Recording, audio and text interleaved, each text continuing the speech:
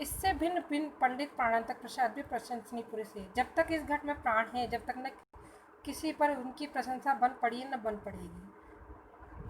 कि पंडित प्राणांतक प्रसाद के बारे में लेखक बताता है कि जब तक इस शरीर में प्राण है, जब तक न तो कोई उनकी प्रशंसा कर सकता है और न कहीं कर पाएगा। वे महावैद्य के नाम से इस संसार में व्याख्यात है। वे महावैद्य के नाम से उनके जानते हैं। वो चिकित्सा में तो ऐसे कुशल है कि चिता पर चढ़ता चढ़ता रोगी भी उनके उपकार का गुण नहीं भूलता। कितना ही रोग से पीड़ित क्यों न हो, क्षण भर में स्वर्ग को प्राप्त हो जाता है। उनकी चिकित्सा तो ऐसी है कि रोगी चिता पर जाता जाता भी उनके उपकार को नहीं भूलता है। कितने बड़े रोग से पीड़ित क्यों न हो, उनके क्षण भर के इलाज से ही वो स्वर्ग की प्राप्ति कर जाता है। जब तक औषधि नहीं देते तब तक ही शरीर में प्राण बचते हैं और वो संसारी विधा अलग रहती है। आप लोग कुछ काल की अपेक्षा कीजिए, उनकी चिकित्सा और चतुराई अपने आप प्रकट हो जाएगी। कवि लेखक कहता है कि जब तक वो औषधि नहीं देते तब तक ही शरीर में प्राण बचते हैं, अन्यथा कितना ही बड़ा रोगी क्यों न हो, उनकी दवा देते ही वो स्वर्ग को प्राप्त हो जाता है। इसके लिए आपको कुछ समय प्रतीक्षा करना पड़ेगा और उनकी चिकित्सा और उनकी चतुराई आपके सामने स्वयं ही प्रकट हो जाएगी। यद्यपि आपके अमूल्य बात में समय बाधा हुई, परंतु यह भी स्वदेश की भावना भलाई का काम था। इससे तो आप आतुर न होजिए और शेष अध्यापकों के अमृतमय जीवन का कहानी श्रवण कीजिए।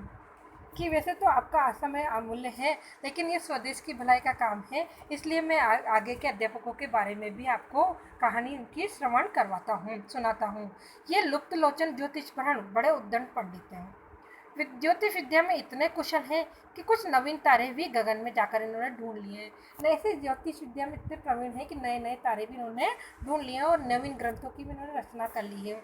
उनमें से तामिश्र मकरालय प्रसिद्ध और प्रशंसनीय है। यद्यपि इनको विशेष दृष्टि नहीं आता, परंतु तारे तो इनकी आंखों में भली भांति बैठ गए हैं। हालांकि इनको कुछ नहीं आता है, ग्रहों का कुछ ज्ञान नहीं है, लेकिन तारों को इस तरह से खेलते हैं कि लोगों को दृष्टिगोचर कर कर उन्हें इस तरह से अपनी ज्योतिष विद्या में ये उलझा देते हैं। तामिश्र मकरालय इनका प्रसिद्ध ग्रंथ है। रहे पंडित शिव दावानंद नीति दर्पण, इनके गुण अपार हैं। समय थोड़ा है, इस हेतु थोड़ा सा आपके लोगों के आगे इनका वर्णन किया जाता है। शिव नीति दर्पण जो अध्यापक है उनका नाम है शिव दावानल।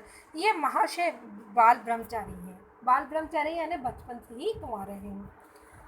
इनके अपनी आयु पर नीतिशास्त्र पढ़ते पढ़ाते रहे और अपनी आयु पूरी जिंदगी इन्होंने नीतिशास्त्र को पढ़ते और पढ़ाते रहे। इनकी नीति तो बहुत से महात्माओं ने पढ़ी थी, परंतु वेणु, बाणासुर, रावण, दुर्योधन, शिशुपाल, कंस आदि राक्षस इनके प्रमुख शिष्य थे। और अब भी कोई कठिन काम आ पड़ता है तो अंग्रेजी न्यायकर्ता भी इनकी अनुमति लेकर आगे बढ़ते हैं। यानी रावण, बाणासुर, दुर्योधन, शिशुपाल जैसे दुष्कर्मी लोग इनके नीतिशास्त्र के ज्ञाता थे, इनके शिष्य माने जाते थे।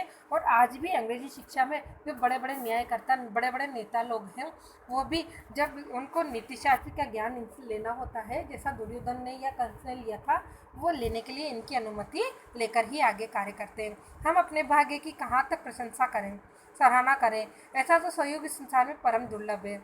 अब आप अपने सज्जनों से यही प्रार्थना है कि आप अपने अपने लड़कों को भेजें और वे की कोई चिंता न करें, क्योंकि प्रथम तो हम किसी को कि अध्यापक का मासिक देंगे ही नहीं, और दिया भी तो 10-5 वर्ष पीछे देखा जाएगा। यदि हमको भोजन की श्रद्धा हुई तो भोजन का बंधन बांध देंगे, यही नहीं यह नियत कर देंगे कि पाठशाला संबंधी द्रव्य हो उसका ये सब मिलकर नाश लिया करें। अब हम हमारे भाग्य ये कहाँ तक सराहना करें। लेखक कहता है कि ये तो परम सौभाग्य है कि हमें ऐसे सज्जन पुरुष हमारे अध्यापन कार्य के लिए मिले हैं।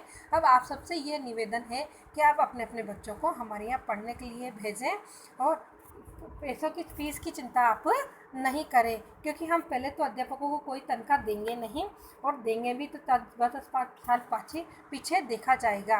रही भोजन की व्यवस्था, तो हम एक बंधन बांधेंगे कि एक एक दिन एक एक बच्चा अध्यापकों के लिए भोजन की व्यवस्था करेगा, वरना जो फीस आप भोजन के लिए देंगे उसी को हम इनके अध्यापकों को करवा दिया करेंगे। इस तरह से ये पाठ पूरा होता है। इसके कठिन शब्दार्थ देखिए। पर्यक यानी पलंग, कोटि यानी करोड़, प्रज्ञाशील यानी शिकार रथ, तराई यानी तलहटी, श्रगाल यानी शियार, कृटिक यानी आलोचक, कामधन यानी इच्छा पूर्ति करने वाले देवताओं की गाय, कंदरा यानी गुफा और दुर्वा यानी धूप और घास।